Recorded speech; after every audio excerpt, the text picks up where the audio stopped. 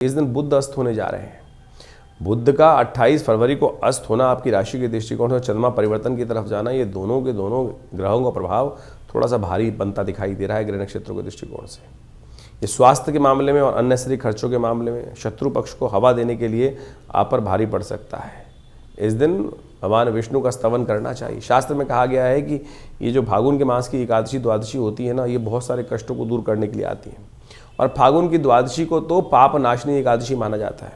एक बात समझें तो ग्रह गोचर के अनुसार से बहुत सारों के लोगों के ग्रह अशुभ अशुभ चलते हैं, कईयों के अशुभ चलते हुए भी उनके जीवन में शुभ हो रहा होता है। कारण क्या है? वो है उनके किए गए पूर्व समय में शुभ कार्य, पुण्य कार्य।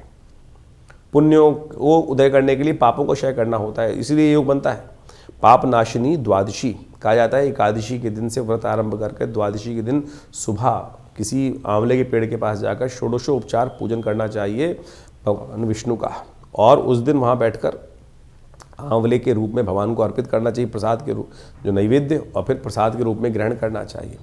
इस आंवले का ग्रहण कर लेने से, पूजन कर लेने से, षोडशोपचार पूजन कर लेने से पाप समस्त जो है क्षय हो जाते हैं। मानने की बात है, शास्त्र में कहा गया प्रातः जो है सुबह अगर संध्या कर लें तो रात्रि में किए हुए पाप क्षय हो जाते हैं, और शाम को संध्या करने से दिन में किए हुए पाप क्षय हो जाते हैं। तो हर रोज़ हर समय अपने जीवन में छोटे छोटे कर्मों के द्वारा पाप क्षय करते चलें, नहीं तो ठीकरा बहुत बड़ा हो जाता है, और जब वो एक साथ फटता है तो फिर बहुत कष्ट होने के योग बन जाते हैं। क्योंकि हमसे पुण्यों की गिनती तो हो जाती है, पाप की गिनती नहीं हो पाती है, गलत कार्यों की गिनती नहीं हो पाती।